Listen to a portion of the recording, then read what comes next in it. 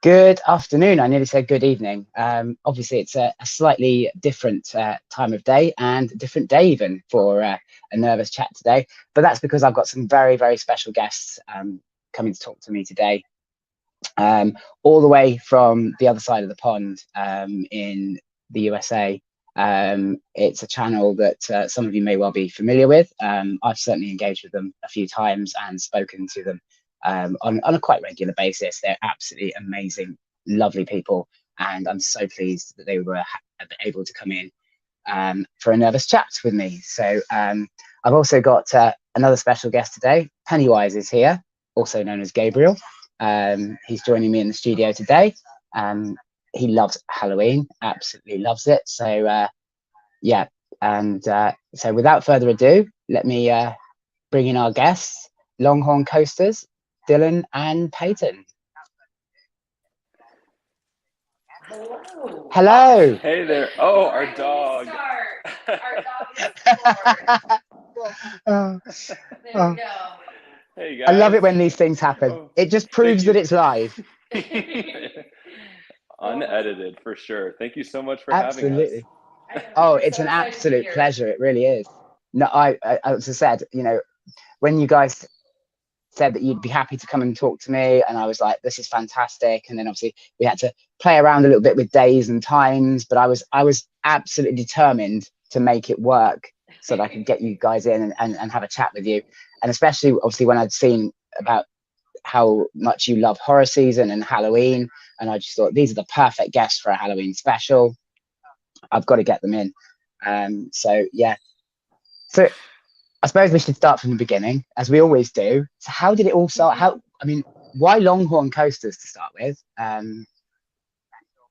Yeah. Sure. Well, we went to school at the University of Texas, and those are the Okay. Longhorns. So when we decided to start, which we name our channel, we were trying to think of some of our commonalities, and obviously we have stuff in common because we're dating, but we had to think of something that was also kind of an obvious thing for us. So that's why we went with the Longhorns. Fantastic. I must admit, ever since I've known you guys, I've been doing the whole, where did the Longhorn come from? Where's the Longhorn come from? And I wondered whether it was a reference to maybe something like El Toro, because obviously with the bull and the horns, or something. So great. That's a lovely story though. That it's linked to your college days. I mean, that's Absolutely. fantastic. We So how did you become? we bleed burnt vloggers? orange for Texas. Yeah. Vlogging started mainly from his cousins, actually.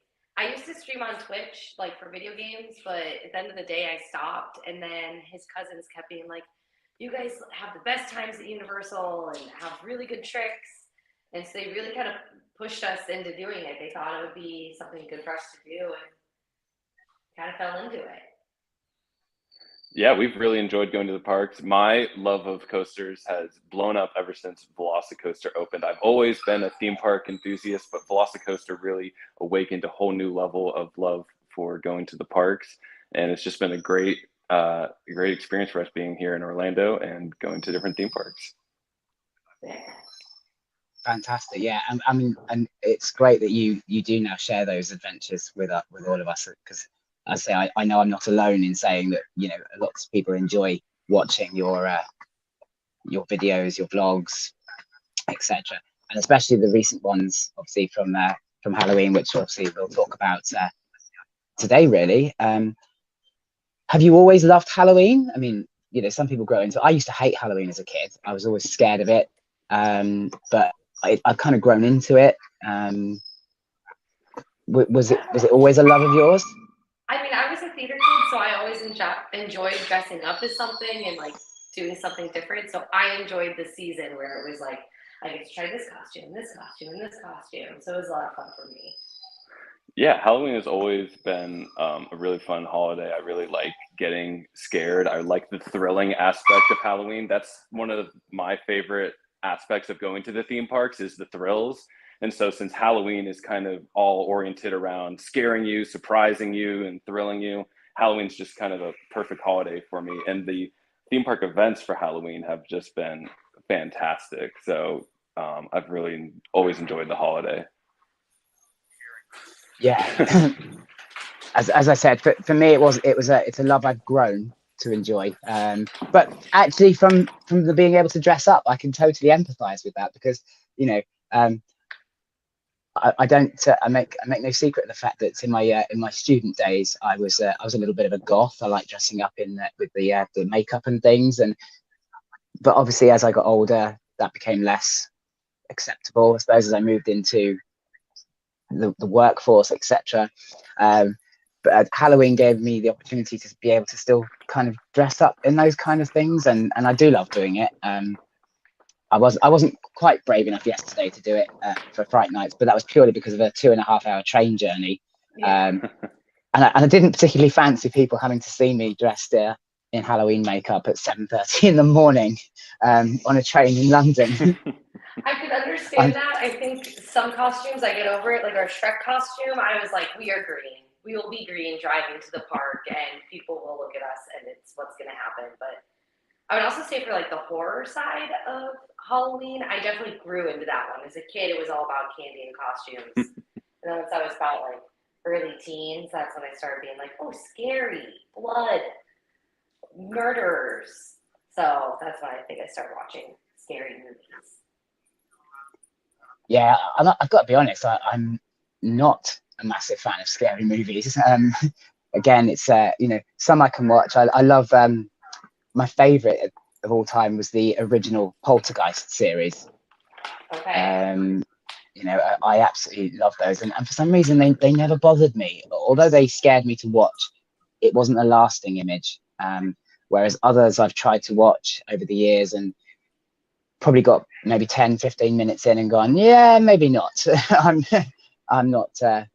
I'm not watching this, because I just don't think that this is going to work for me at all, and it's going to possibly start disturbing my sleep. But yeah, but that's a lot of fun. So tell me all about Halloween in the States. I mean, I've seen your vlogs, and I've seen other people's vlogs, and I've got obviously YouTube friends like the Coaster Chicken who've done Halloween in the States, and they all say that it's just another level.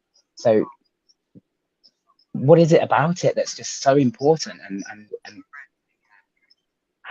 I feel like we use any excuse to kind of just have fun. So Halloween is just another excuse for having fun. But everything around here too it's not a short journey just for the Halloween. Like back to school season starts in halfway through the summer. Halloween starts early September. As soon as Halloween is over, we're on to Christmas. Like you have to be on like this like long schedule for each holiday rather than just the week of it. I don't know, what do you think? because that's something I've noticed particularly, is that you start Halloween literally as soon as summer's finished, don't you? September, a lot of your parks are already starting their Halloween events. I started seeing vlogs coming from America of Halloween events, as I say, sort of mid-September, thinking, wow, we don't start it in the UK until early October, and they're the early starters. A lot of places wait until sort of mid-October, and then they just have 2 weeks. But obviously for you guys, it just seems like a full-on holiday. Exactly. And I think the totally immersive amount of theming that goes into the holiday makes it so much fun, like all of the merchandise that you can find. So it adds variety. So when you're going to the theme parks and just about your day-to-day life, you kind of can add a little twist to things by throwing in some Halloween flair. So it just kind of makes things more fun when you have like the holiday spirit about your daily life. Absolutely. And like one of the biggest things too with Halloween is like obviously like the costumes. And if you wait too close to Halloween, all the good costumes are sold out. So people want to go and buy immediately as soon as they go on sale, which now happens. I think I even saw some Halloween costumes in the shops in August. And you just want to buy them as soon as you see them. Otherwise, it's going to be gone if you wait too long. That's another piece of it as well. Yeah. I mean, that's the thing. We put Halloween costumes in the shops in the UK very early, and as you say, quite often if you wait until sort of October to buy them, they're gone. But we don't seem to really celebrate it until October. It's almost like people go out and you know, panic buy these costumes, put them away, and then they don't drag them out until October. I just, you know, I think we could make so much more of it. You know, having seen, obviously, we'll talk a bit more in a minute about your recent visits to Halloween Horror Nights and those places, but you know, so much more could be made of Halloween in the UK. We love Halloween. You know how busy it was yesterday when I went to Fright Nights at Thorpe Park, confirmed how much we do actually enjoy Halloween, but we just don't seem to celebrate it anywhere near the same level as you guys do. And I don't know whether that's maybe stems from our culture of you know, of not celebrating pagan sort of festivals or whatever. I don't, and that being a more modern thing, or whether it's like a lot of things, you know, we take a lot of influence in the UK from the States, and Halloween has gradually got bigger and bigger throughout my life. You know, that's a definite, and I wonder whether actually we're starting to see more and more how much fun you guys have with Halloween and how much enjoyment you get out of it, and that we're slowly moving more towards that. As I say, Halloween Horror Nights, that was, I think that was the first attraction you did, wasn't it? Yeah. It was this week basically, wasn't it? You did them all within like an 8-day stint or something. Whoa, so we actually did Halloween Horror Nights. That video was from opening night back in September, but we've just been super crazy busy. I didn't get a chance to edit it and upload it until this week. Yeah, so we've been going to Halloween Horror Nights almost every week, whenever we can. We have our frequent fear passes. And so our first night was opening night, but just due to our work schedules, weren't able to edit the video until now. And then it worked out with the timing of our other, the other horror trail and horror maze that we went to, that we were able to have a spooky week and drop 3 videos in 1 week for everyone to see. Brilliant, yeah. So it's more timing of the uploads. We're all together, but it's good because it's all really close to Halloween and gets that excitement up. And some of these other trails didn't open until, I want to say, a week ago, because these were smaller scale trails, so they were just for October, whereas Halloween Horror Nights was that whole full 2 months. Do you sorry, go on, Dylan. You were about to speak. Oh, no, go ahead. Sorry. I was just something that's just occurred to me, and we've just noticed happening in the UK. Obviously, Halloween Horror Nights is probably well, I'm going to go out on a limb here and say maybe the biggest event in the States as far as Halloween's concerned with theme parks.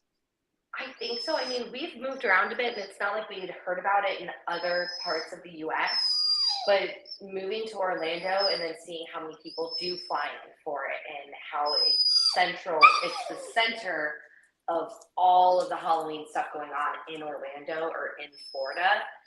It's pretty much the hub of all the spooky stuff. Absolutely. And this was our very first time going to Halloween Horror Nights and seeing the level of quality that they have with their sets, with their costumes, their makeup. It was insane. We've gone to Howl-O-Scream at SeaWorld in the past, and that was an extremely fun experience, but Halloween Horror Nights is just on another level.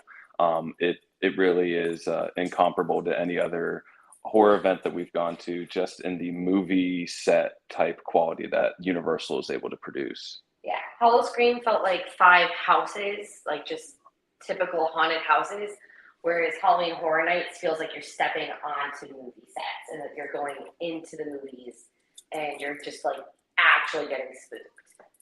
So wow, it's definitely a different environment. Because the trend we're seeing in the UK at the moment is that the bigger parks that have been doing the Halloween for a long time are starting to fall a bit short. It's almost like a complacency has set in, and they're dragging out the same mazes every year. But it's the independent parks now and attractions that are really taking Halloween to another level. I mean, is that something that maybe that's apparent in in the US as well, or is it that the big parks are still putting in? I mean, obviously Halloween Horror Nights, they are putting in the effort. There's no doubt about that, you know, and it is another level. But as I say, you know, is it the independents that are upping their game as well over there, or is it just a UK thing where, as I say, the big parks seem to have got complacent, so the smaller parks are now going, well, this is our chance to really take, you know, center stage, and they are. I would say the smaller ones that we went to in Orlando, those other 2 haunts that we did, those definitely were very much giving Halloween Horror Nights run for their money with their experiences being a little more like raw and genuine feeling.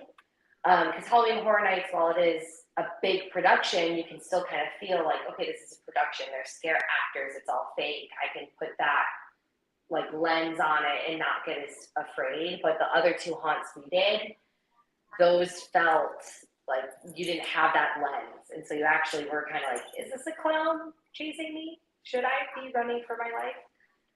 Yeah. Exactly. Yeah, the chasing and the fact that we had to sign a disclaimer, right, for one of our we had to sign a waiver that we did to let them like touch us. Yeah, so just the intensity of some of the other scares at some of the smaller independent attractions can actually be more intense than Halloween Horror Nights, for sure. Yeah. And then thinking back to like the haunted house I would go to growing up, they didn't change much. Like every so often it'd be like, oh, this room is gone and now it's a different room. But every year we would talk about, oh, was the polka dot room the same as last year? Were you just as scared? And we would see the same rooms every time. So like you're saying, they kind of get complacent in a way. And that was the biggest haunted house in Chicago. And they were just doing the same thing every year, maybe changing a room or 2. Yeah, that's what we're seeing in the UK, certainly with the Merlin entertainment parks, places like Alton Towers, Thorpe Park, is they're changing. Maybe instead of rooms in a haunted house, obviously they have their scare mazes, which is probably a very similar sort of situation, and they'll have 2 of the same and maybe 1 new.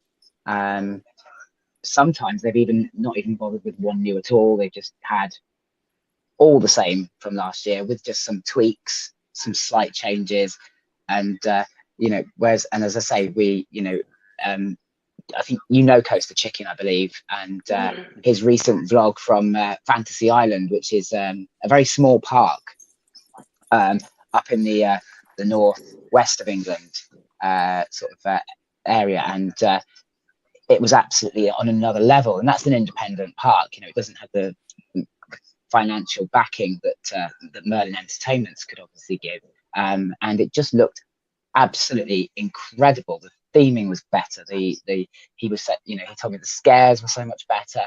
The vlog certainly backs that up. So it's interesting that it does appear then that it is happening in the States, because obviously watching your vlogs, I was looking at I think it was the which one was it, the Terror Trail, the one that you did for the Humane Society. Certainly seemed to, you know, get to you, as it were. It certainly looked like there was some scares involved in that, and as you say, that was a smaller concern event, but certainly it looked like they put a lot of effort in. I mean, that the theming was really good, and the scares that I was seeing looked very genuine, so I could see, you know, that there is scares there, and I think, you know, that looked insane. Absolutely. It was definitely smaller than Halloween Horror Nights, but it was a relatively normal size event, I would say. Oh, yes. I mean, there were probably a couple hundred cars in the parking venue that they rented out to then have a charter bus then take you to the trail itself. And so it was a well-coordinated and well-attended event. It had been going on. This was their 13th year. And so they certainly had figured out a good system, and they had established a pretty good following as well. And the fact that the scare actors were volunteers was pretty crazy to us, that they were able to deliver the level of scares that they did. Yeah, and like you're saying, you said you were trying to get some of those actors that you were interacting with them, and they almost kind of didn't, and you didn't get the scares you wanted. And those people are paid to do that because you're in an actual corporation event, whereas we're in a volunteer event getting, our poop scared out of our pants. So it's been insane. Yeah, and I think one of the reasons that the theme parks or that Universal might be able to be complacent is that getting access to the Halloween Horror Nights events also gets you access to the parks themselves. Some of the residents I know at Orlando don't keep Universal annual passes anymore. They just get frequent fear passes because then that gets you access to the rides at Universal Studios like the Mummy and Gringotts. And so for some people, that's enough of a taste of the roller coaster action as well. So that allows the theme parks to then not be as concerned with some of the scares because they have so much other attractions to offer as well. Mm-hmm. And there's a lot of people who will get the frequent fear pass just so that they can try like the food and the drinks and see the decorations, but they don't even care about the houses. That's a good point. The food is pretty tasty at Halloween Horror Nights.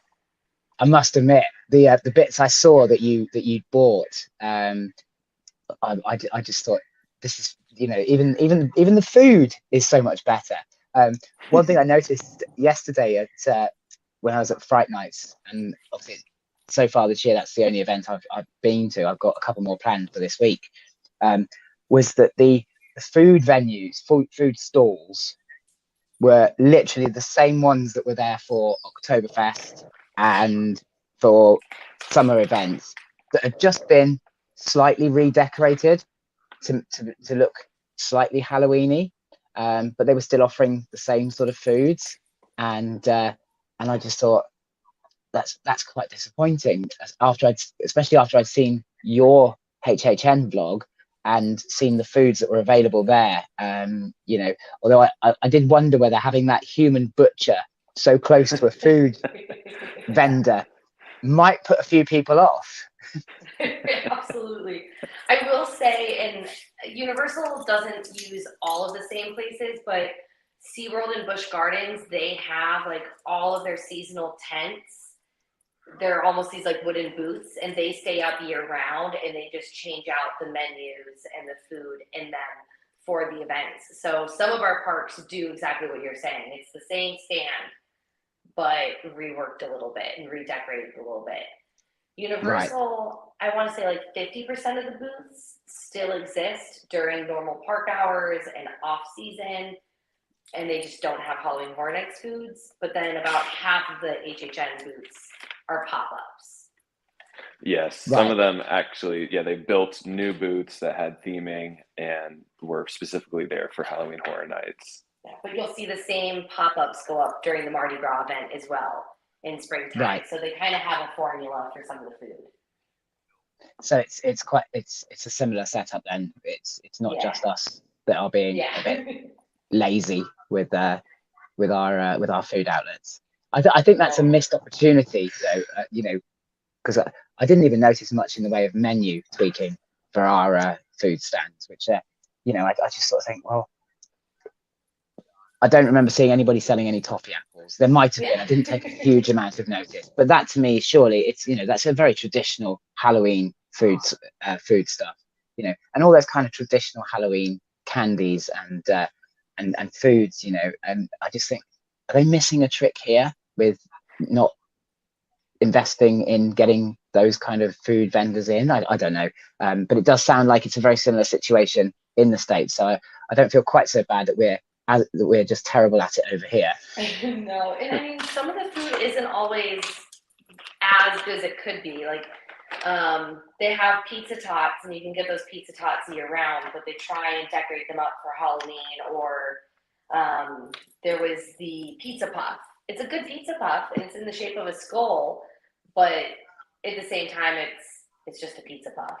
So some of the foods aren't always super, super special.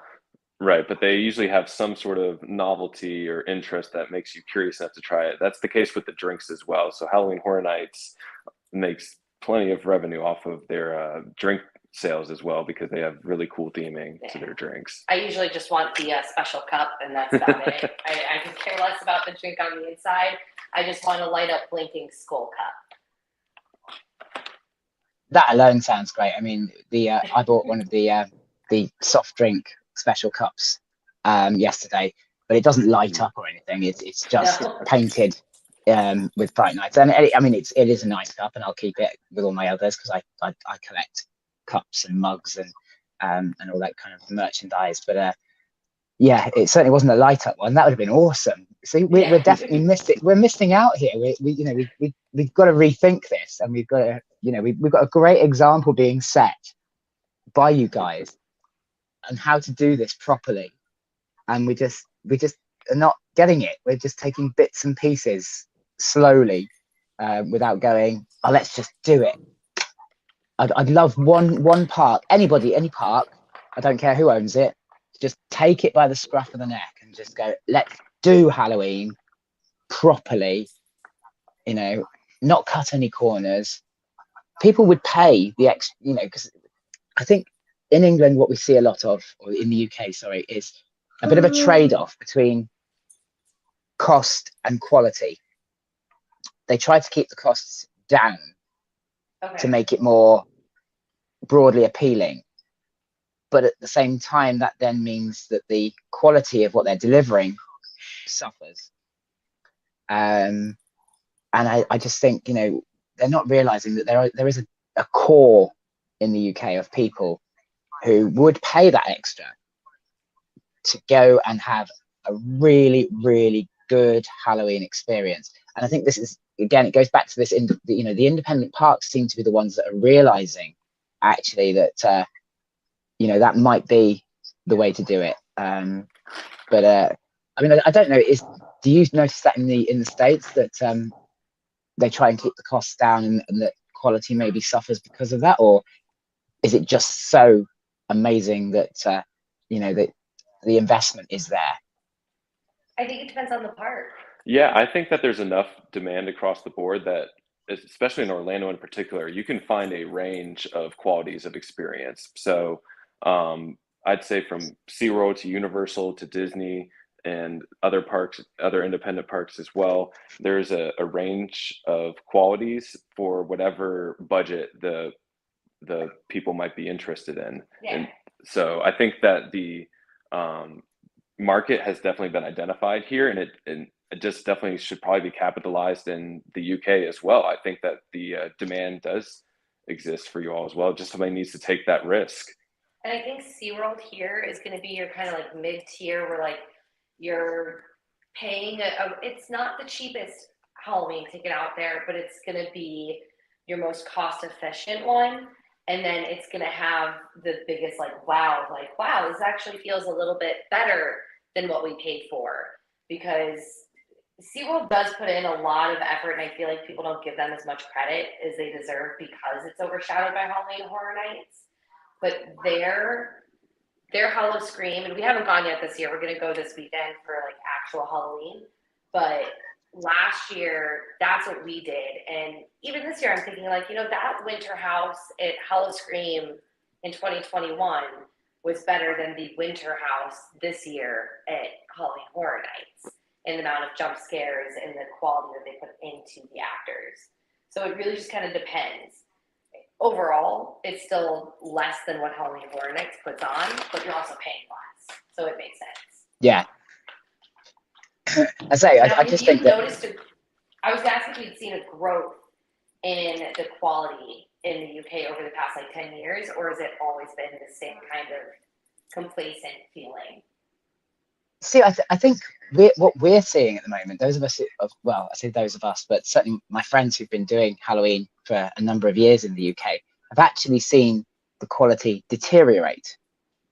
Oh my God. Which is very sad to have to say that. Yeah. And what we struggle with is that the scare mazes certainly in the Merlin attractions used to be included in if you had an annual pass, or if you paid for a day ticket, the mazes were included. There was no extra charge. And then during COVID's got a lot to answer for. They started introducing up charges for scare mazes, and that's continued. But we don't feel like we're getting any more for our money. So we're paying extra, but there's no more that I say the quality seems to be going down. I don't know whether it's, you know, the teams who are doing the Halloween scare mazes, the design teams and the theming teams are, somebody was saying in the chat a little while ago that maybe they've been there for so long that they've just become a bit devoid of new ideas, and that's the problem, and that needs refreshing or what. But it's certainly we're paying up charges in the States. If you've got say you've got a universal pass, does that include all the scare event, or is there an upcharge for that as well over there? It's an upcharge. There's one universal pass that includes one night of your choice of select dates to go to HHN, but it is a full upcharge. It's a separately ticketed event. So we have our universal pass, and then we also pay for a frequent fear pass. And then SeaWorld doesn't even do a pass for frequent fear or something like that. It is a single night ticket every time you want to go to Halloween. But they're never merged together. Six Flags is now, I think, a separate ticketed event. When I was a kid, Six Flags wasn't. You just had to pay extra for their houses, but the scare zones were included. What about for you? And I was just going to say the only positive aspect of that is that if you're not a universal annual pass holder, there's no additional upcharge to obtain a Halloween Horror Night pass. It's the same as if the same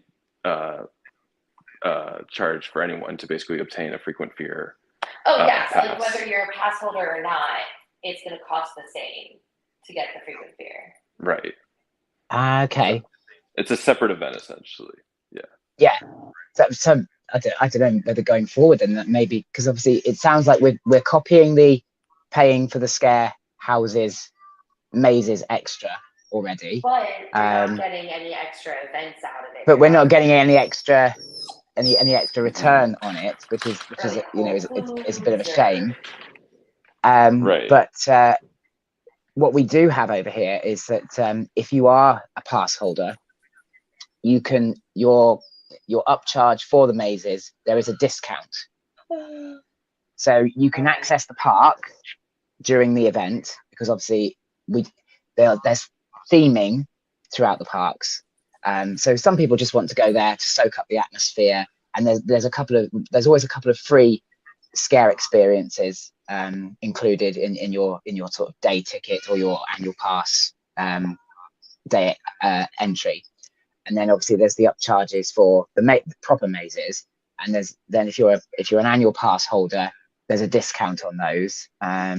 So it sounds like, you know, but I think that the idea of the frequent fear thing, that sounds like a really good idea. And maybe I don't know whether actually that's something that we need to look at, is completely separating Halloween as an independent event, because I do feel like what they tried to do in the UK, what we certainly Thorpe Park anyway, which is, as I say, it's probably the one that's most well known for its proper scares, is that nothing starts until 3 o'clock in the afternoon.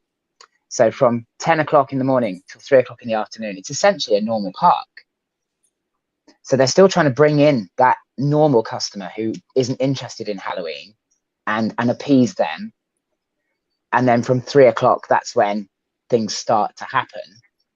The maze is open, and you'll get some scare actors coming out into the park. But maybe we need to follow your suit and go, actually, during Halloween, it is Halloween. There's no pass holder entry and upcharge. There's a charge, and that's it. And then obviously that actually may be our miscommunication there. Yes. So there's still the normal park hours from like 8 a.m., 9 a.m. to about 5 p.m. And then they kick everyone out. And then it switches to Halloween Horror Nights. I'm sorry, I might have said that. Oh no, correctly. but even that, I think that sounds like a great idea. Kick everyone out and everything. Yeah, because and then there's another upcharge to be allowed to stay in the park during that whole transition process. Yeah, but it's another upcharge.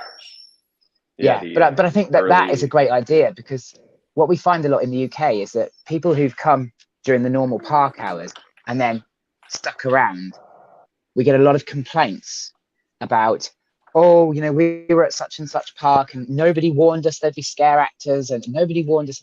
And unfortunately, what we've seen is that the parks have certainly to a degree have started watering down the scares a little bit to try and appease this group of people who possibly shouldn't really maybe turn up to an event that is billed as a Halloween event. No, exactly. But separating it will take that away. They even suggest yeah, having kids under 13 at the event so that it can be as scary as they want it to be. Whereas SeaWorld on the flip side also does the whole kick them out, bring everyone back in kind of thing. But instead of age limiting it, they make you buy like a necklace that says "Don't scare me." So if you're okay, someone that's lightly scared, you pay a little bit more, again, paying something, but then people will come up to you as a scare actor because you're wearing the glow light up necklace. I see. So a bit like Disney After Hours apparently do something similar. Yep. We haven't been to But theirs. Theirs is like a very kid-friendly Halloween party is all I yeah. know. I'd be so surprised scary if by, Disney was anything but, definition. yeah. Yeah. And it's pretty busy because I noticed even yesterday, because we went to the parks yesterday to Disney, and around the start time of the event of Not So Scary Halloween, Hollywood Studios just completely started emptying out. Wait time started getting lower and lower because everyone was heading over to Magic Kingdom for the special event. Right. So it's a good time to go to other parks if you're not interested in the Halloween stuff. So Yeah. for Universal, going over to ride Velocicoaster and Hagrid's, that park is typically a little less crowded because everyone's over at Halloween Horror Nights over on Studios. Yeah. But as I say, I definitely think that, that whole idea of having normal park hours and then close, kick everybody out. If you want to come back in, there's an upcharge, but you're going to get scared. It's Halloween, it's horror, it's frightening. Would certainly be a better idea than this, from 3 o'clock there will be. And then we get the constant complaints of, oh, nobody told me there was this, nobody told me that. What I did notice this year is that Thorpe Park anyway has started introducing this lanyard system, whereby if you are somebody who is easily scared and don't want to be scared by the roaming actors or anything like that, you wear this lanyard and then they know, don't bother me. And it seems like a possible solution, but I just think the better solution would be to do it the way you guys do it, which is to just close, kick out everybody, and then just bring back the people who want to be there and be scared.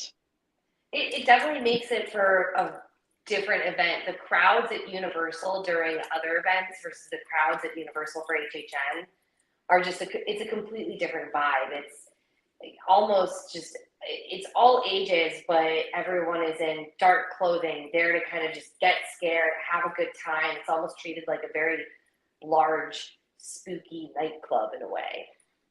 Yeah, that's definitely one of the fun aspects of Halloween Horror Nights is typically Universal Studios will close at 8, 9 p.m. right after sunset. So there's not that much time for night rides or night experiences in the park, but Halloween Horror Nights is one of the few nighttime events. And so it does draw a different crowd with the nature of the hours going until 2 a.m.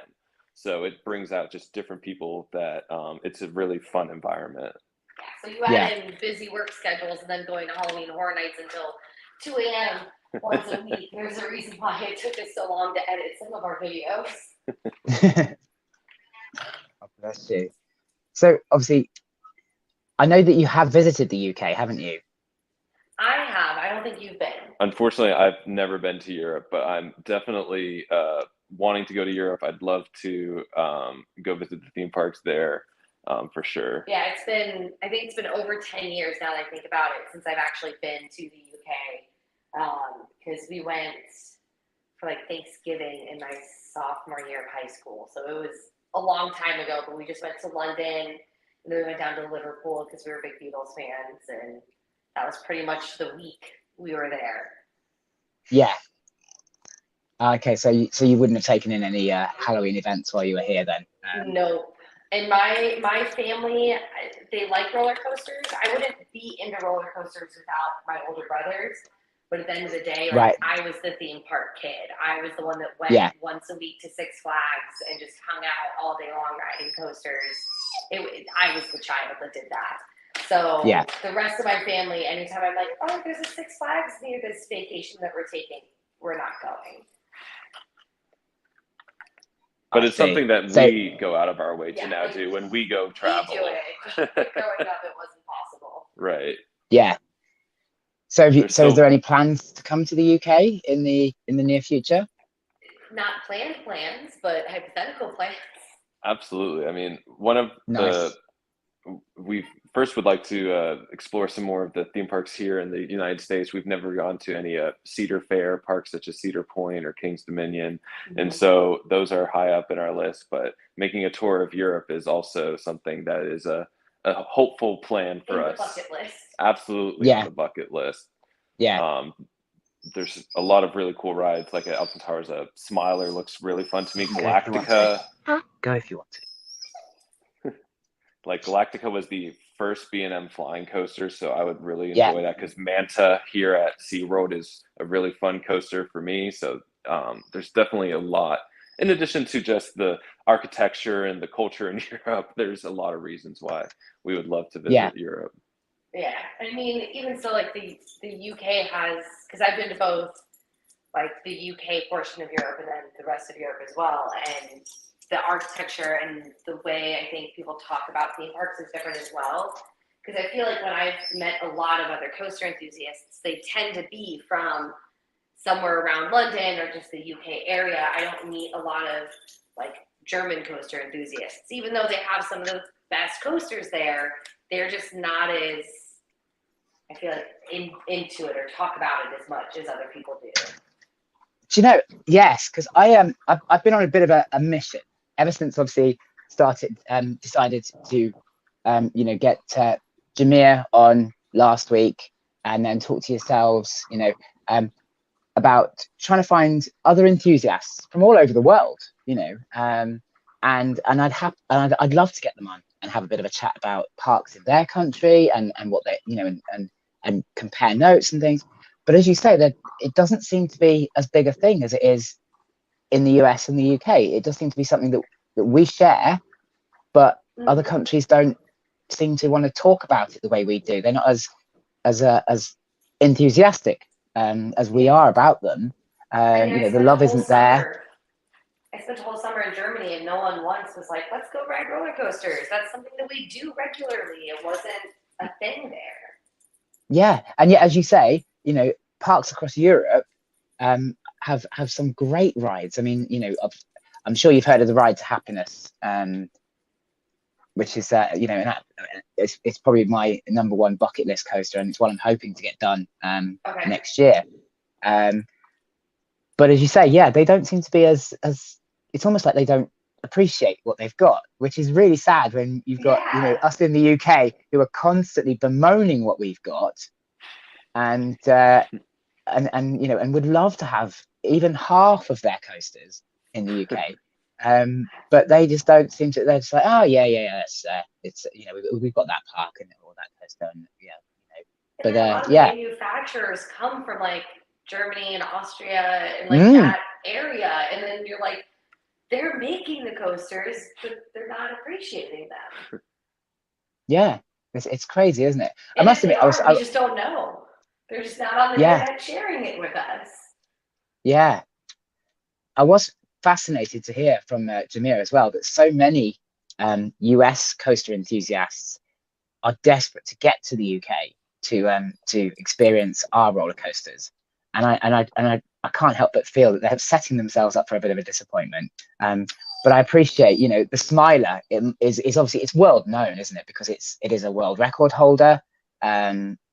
But we have probably a similar opinion of the Smiler amongst the UK coaster enthusiast community that you have of, say, Velocicoaster or certainly portions of that community, that it's not as amazing a ride as the world thinks it is. But I suppose that's just it's how it's sort of how it comes across, isn't it? As I say, Jameer has got this list of UK coasters that he really would love to do, Is there any specific ones other than Smiler that you've seen in the UK that you'd like to do, or any particular parks that you'd like to visit, or is it just all of them? I'm definitely more of like a park person when I come down to like my bucket list rather than a coaster person, because he's got more of the facts. But I heard really good things about Landia, and I know that's more in Europe, like Central Europe, but like that was where I want to go. And then I see like all of y'all's videos going to Alton Towers and Thorpe Park a lot, and they just look like really like well-rounded, like Six Flags style parks, and that's where I really like to go as well. So those are kind of the 3 parks on my list for whenever we get to Europe. Yeah, I agree with her. And there's I definitely have certain manufacturers that I've loved here in America, and I would love to ride the works that they've done in our countries. Like Rocky Mountain Construction has, I believe, a ride at Energy Landia, and then B&M is one of my favorite manufacturers. I think they have 3 rides at Alton Towers.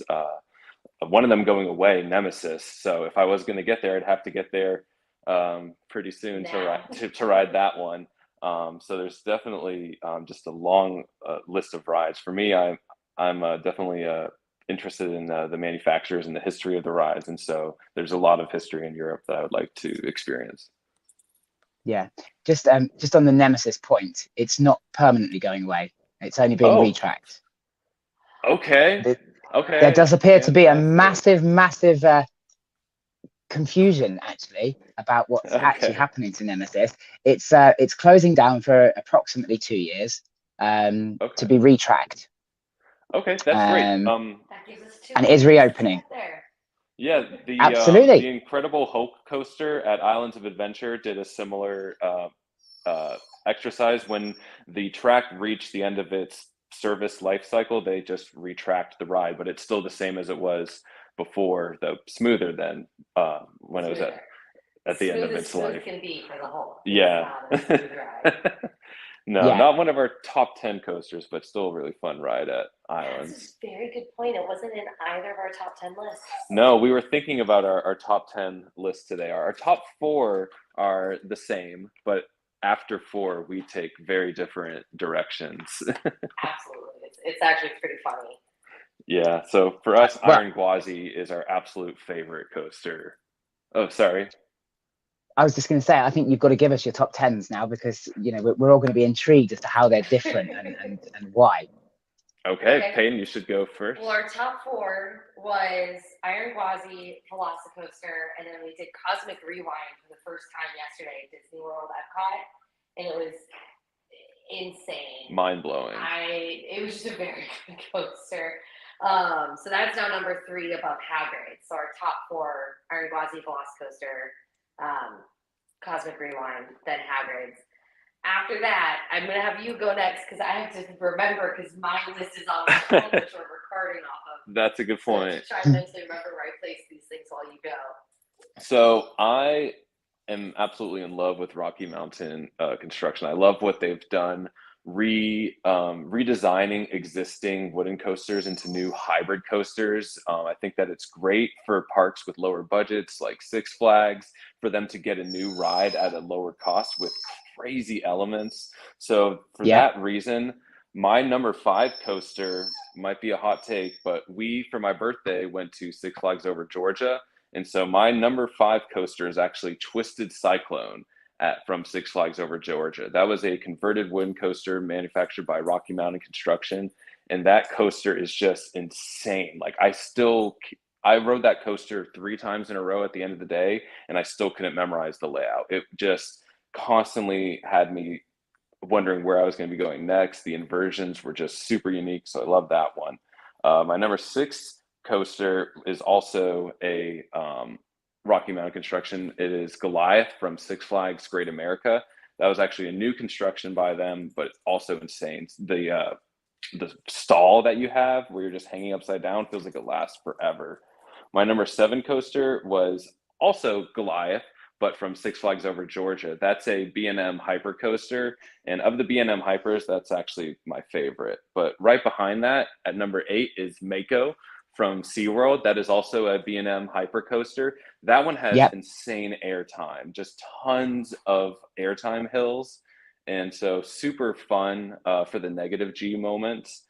And after that, I have my number one B&M invert, which is Montu. That's at Busch Gardens, Tampa. And Montu, the positive G's you feel on that ride, where all of your blood just goes rushing to your feet. I love Montu. And Wow. so then at number 10, I have my favorite ride from Universal Studios Florida, which is the Mummy. They recently refurbished the ride. It's a little bit smoother than it was before. And the theming and the thrills on the Mummy, it's just a classic indoor coaster. So that's my top 10 list. Good luck remembering yours off the top of your head. I cannot remember them in order at all, but I can tell you what kind of made up the rest of my top 10. So I'm definitely a B&M fangirl. I grew up with Raging Bull being my favorite coaster, but obviously I've now ridden better B&M hypers. So Mako is up there in mine, and I actually think Mako is better than Goliath, and that's something we argue about a lot. But I just like Mako's track. I think it's a little smoother, and you still get all the airtime that you like. And then I actually have Georgia Scorcher in my top 10 as well, which is another B&M, and it's a stand-up coaster, and a lot of people hate those, but I actually love them. And that's why I'm also very excited SeaWorld's building a new one with B&M, but they're changing a little bit about how the stand-up coaster works. So this is kind of like a brand new experience. I have Goliath from Great America in my top 10 as well. That one is a very good RMC. I like that one a lot. And then I have Escape from Gringotts. I think I actually like it better than Mummy, even with the rework that they recently did. So Escape from Gringotts is in my top 10. And then let me help you. Your number 6. Sheikra was in mine as well. That was your number 6, I think. Sheikra was my number 6. It was pretty high for you. I like Sheikra. Sheikra at Busch Gardens Tampa is a really fun dive coaster, and it was my first dive coaster ever. And I enjoyed it. And there's this like aspect where you go through like a bunch of water, and then you go through a tunnel. I like rides for the G-forces and airtime hills and things like that, but I'm also more about that full experience, which I think is why on our channel we have a good balance, because he's like the coaster person and I'm more of the theme park person. So I'm like, what's the theming like? What's the food like? What are the events going on? And he's like, coaster, spam the coaster. Let's go to another coaster. And I'm like, I could live at Velocicoaster.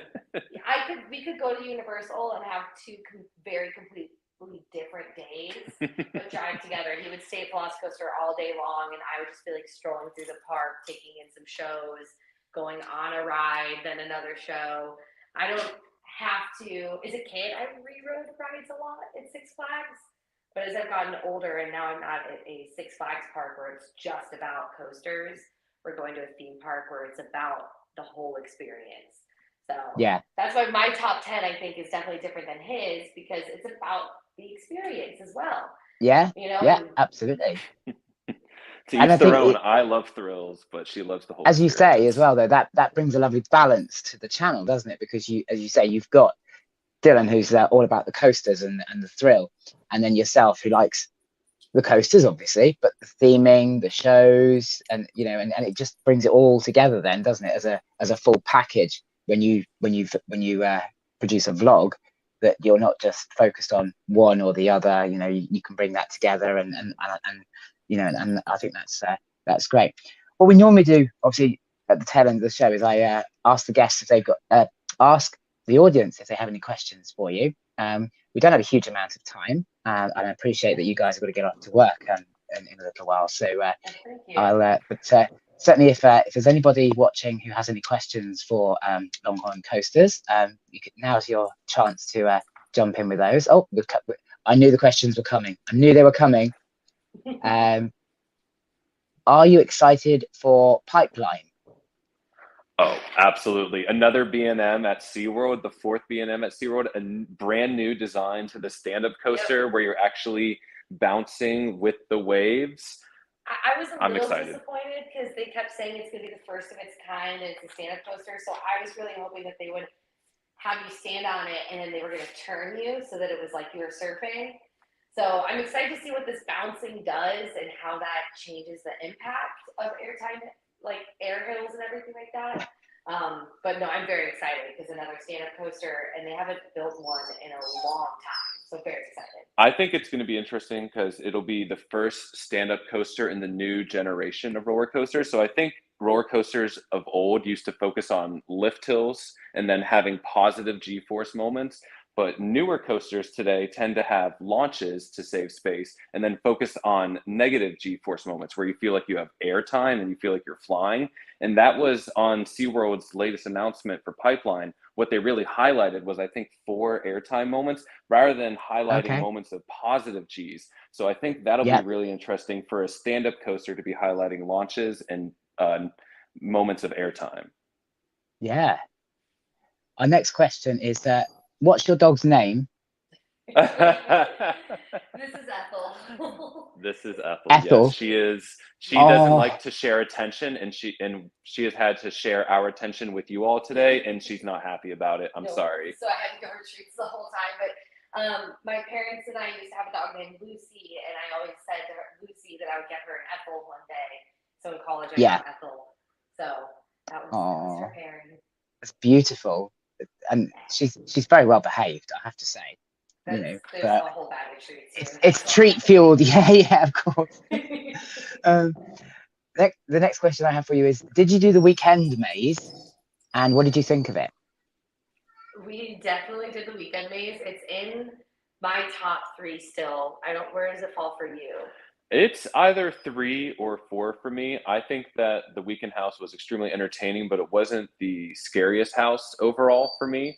So it also depended on the day. Sometimes the timing of the scare actors would be a bit off.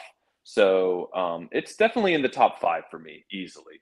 That's the nice thing about the frequent fear pass is because you can go again to the houses. If you have a bad walkthrough one night, you can have a better walkthrough on a different night. And I feel like Halloween has been one of those houses that has been up and down because sometimes you walk through a room and there won't be an actor at all. And then other times you walk through the room and we have all of the scares at once. So it really changes each time we go which house is up there. But the weekend has been typically up in the tops for us. Okay. Yes. What's been your favorite maze or the best maze at Halloween Horror Nights this year? That one for me is the Halloween house. That was my first Halloween movie as a kid, and it was always the scariest one. I had nightmares afterward. It stuck with me a long time, but I still loved it and kept watching the movie. And that house is like stepping onto the set. It's like stepping into the nightmare I had afterward. It is the best house. I think we've only had one bad one run through since we've gotten this year. And I would have to agree, the Halloween house is probably my favorite house because of the way that it perfectly replicates the movie, that it replicates the feeling that you have when you're watching the movie. But I think honorable mention has to go to Descendants of Destruction. I think that the set design and the way that they took the theme of going underground to a whole new level was just extremely surprising to me. I was not expecting what I got from Descendants of Destruction. So that was my 2 favorites. Fantastic. I'm just skimming through the questions because obviously we are running short of time. So I apologize if I miss your questions. I will include Dylan and Peyton's socials in the description of the video. So obviously, if you do have more questions for you, I'm sure you guys would love people to get in touch with you and ask you about the parks that you visited and HHN and the other events that you've done. As I say, we are sort of a bit pushed for time, so I apologize if I missed anybody's questions. But unfortunately, I am going to have to obviously wrap things up because we've been chatting away for an hour now. And as I said, I'm aware that you guys have got work later, and it is. No, and I really appreciate. No, and I really appreciate you making time in your busy schedule to come in and talk to me. It's been absolutely fantastic. I do think, I say this every week, and it genuinely is true that I could talk to the guests for hours and hours about all the different things, and I'm learning so much about American coasters just from talking to you guys, which for me is the best way to learn, you know, is to talk about them to people who know them. And the last two episodes, yourselves and Jameer last week, are just making me more and more jealous. And more and more desperate to try and get over to the States, because you know, there's just a whole world over there that I think I need to try and explore. But yeah, it's Yeah, I can't even believe it's been an hour already. Yeah, I know, it's crazy. It's been a blast. Yeah. I've loved it. It's been absolutely fantastic. As I said, I love you guys' videos. You know, as I'm sure anybody that hasn't already watched them, because I know there's people watching who know who you guys are and who do watch your vlogs, because we have talked about your vlogs in the past. So, and when I mentioned to a couple of people that you guys were coming on, they knew exactly who you were, and they were like, oh yeah, we'll make sure we tune in to speak to hear them, because you know, we love those guys. And so, you know, that's always a lovely thing to hear. So yeah, if you want to shout out, you all so much. do you want to shout out your socials, how people can get in touch with you? As I said, I will include them in the description for the show as well. But if you want to shout them out while you're here. Yeah, so we're Longhorn Coasters. Really, I don't think there's a space or anything on any social media. So TikTok, Instagram, and YouTube, we're Longhorn Coasters, just like the Texas Longhorns. And then not roller coasters, just a coaster. Brilliant. Lovely. Well, as I say, guys, thank you so much for coming in.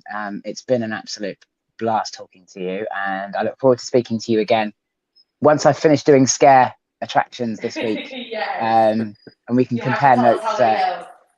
Yes, absolutely. I will certainly feedback, and obviously the vlogs will be coming out. There's going to be some excellent clips from yesterday coming up that were filmed by a friend of mine, that will sum up my opinion beautifully, shall we say. But I'll leave you to look forward to that. I say thank you so much for coming in. Look after yourselves. I look forward to seeing more vlogs, and look forward to speaking to you very soon. Thank you. Thank you. Take care for now. Bye. You too. Bye. Bye. And there we go. That's another show wrapped up. I hope you all enjoyed that as much as I did. I was lost for words there for a moment. That's unlike me to be lost for words, as anyone who knows me will tell you. It's been absolutely lovely talking to Dylan and Peyton, and of course Jameer, about America, and it just makes me so jealous. But I you know, it's been an absolute blast, and I hope you guys have enjoyed it. And as I said earlier in the show, I am looking for enthusiasts worldwide to come in and talk about their parks experiences and opinions of UK, etc., etc. So, you know, if there's anybody out there watching, please, and you are from a country other than the UK or the USA, and you'd like to come in and chat about parks in your country, or even your opinion of parks in other countries, then please get in touch. You know, because I'd love to hear from you. So that's about it for us. As I say, thank you guys for watching. As I always say, if you've watched it live, thank you for your comments in the live chat. You really do make the show more enjoyable and more interactive. And I know that you know, the guests love it, and you guys love it as well. If you're watching on record, thank you for taking time out of your busy schedules to catch up. It is appreciated. And if you aren't subscribed, of course, I'd love it if you did subscribe. You know, it's always a wonderful feeling to see the number of subscribers increasing on the channel. So that's it for this week. I look forward to seeing you in a show again soon. I'm not going to give too much away about future shows. There'll be there's some surprises planned, so you'll just have to keep your eyes open. So until then, take care for now, and I will see you all very soon. Bye for now.